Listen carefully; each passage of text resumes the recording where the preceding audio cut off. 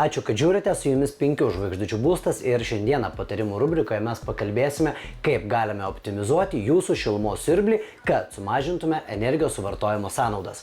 Karoli, kodėl šilumos siurbliams gali reikėti papildomos programinės įrangos? Šilumos siurbliai iš savęs efektyvūs ir iš tikrųjų programinės įrangos papildomos diegimas yra tam, kad išspausti dar šitą 110% iš 100%, ką šilumos siurblys gali jums duoti. Su Nordis šilumos siurbliais, kai įdiegiame išmanųjį priedėlį, ne tik galime pagerinti šilumos siurblio veikimo būdą, bet taip pat pratęsti garantiją papildomai 2 metais. Karoli, kaip ši sistema atrodo ir kaip vyksta prijungimas prie šilumos siurblio? Jis yra labai paprasta dėžutė, kuri atrodo kaip namų modemo priedėlis. Ši detalė prisijungia prie šilumos siurblio ir tada gali komunikuoti su šilumos siurbliu, skaityti informaciją iš šilumos siurblio ir taip pat siųsti informaciją šilumos siurbliui.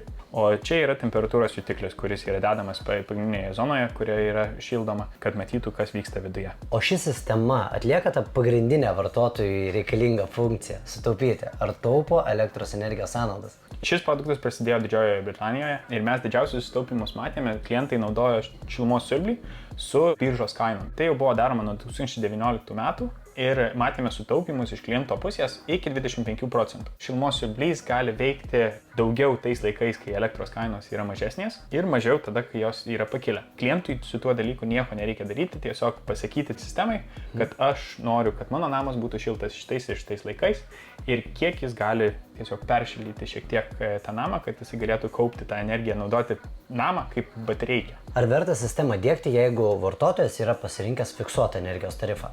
Tikrai taip. Dažniausiai, kaip šilumos siurblių efektyvumas yra maksimizuojamas, tai yra naudojant šilumos siurblyje esančias kreives. Taip pat kaip ir šiame siurblyje galima nustatyti šilumos kreivę.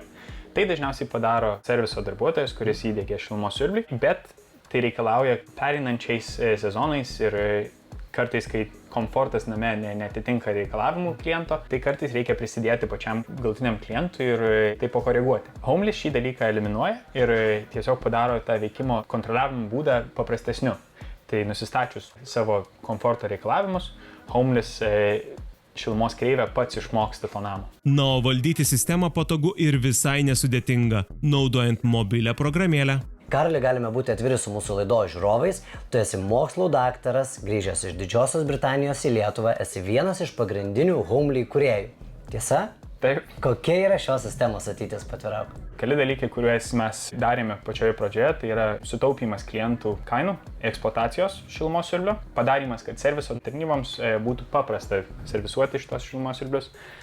Kiti dalykai, kuriuos mes developinam, tai yra šilumos siurblio ir viso išmanaus namo aprišimas. Tai yra, jeigu tu turi šilumos siurblį, jeigu tu turi saulės panelės, jeigu tu turi batereikę, taupyklą namuose, kad visi šitie dalykai šnekėtų su vieni kitais. Tai Homely iš tikrųjų gali padėti ir mes turime jau objektus, kuriuose yra sudėta tas visas namas, kuris yra prijungtas prie sistemos. Ir tada Homelys gali matyti, kad jeigu, pavyzdžiui, ateina periodas, kai bus daug saulės, tada šilumos siurblys yra iš karto kontroliuojamas taip, kad jisai naudotų kuo daugiau energijos tuo metu, kai saulė šviečia. Arba jeigu biržos kaina, pavyzdžiui, nukritus yra nakties, jeigu mato, pavyzdžiui, kad saulės bus daug dieną prieš, gali netgi tos taupyklos namų neperkrauti per daug, kad jinai vis tiek turėtų pakankamai vietos toj taupykloje sunaudoti visą tą saulės elektrą. Pabaigai, apibendrinkime, kaip galima pasiekti išsvajotą 110% šilumos siurblio efektyvumą. Pagrindiniai dalykai, kur Homely ir Nordis kombinacija gali padėti iš tikrųjų išgauti tą 110%, tai yra pirma pratęsta garantija ir galimybė serviso darbuotojams matyti visą tą informaciją, matyti nukrypimus ir tiesiog pasirūpinti, kad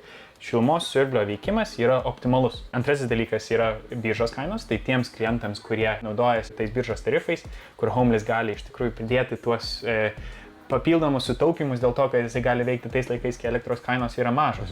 Klientams, kurie turi fiksuotas elektros kainas, gali padėti tiesiog paprastumu valdymo šilumos siurblio ir galimybę duoti išmokti apie namą. Taip pat jiems suteikiant galimybę, kad jie galės pelenkada pereiti prie biržos kainų ir iš tikrųjų tiesiog vienu paspaudimu mygtuko naudotis biržos kainų privalumais. Ir taip pat, kaip ir minėjau, Homelys visą laiką tobulėja.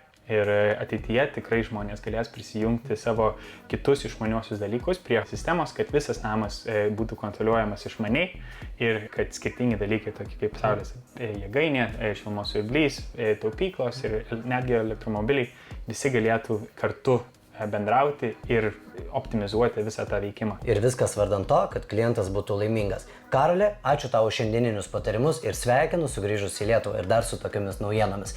Brangų žiūrovai, daugiau naudingų patarimų kitą šeštadienį tuo pačiu metu 10:30 tik per pačią žiūrimiausią TV3 televiziją. Linkiu gražaus savaitgalio. Iki.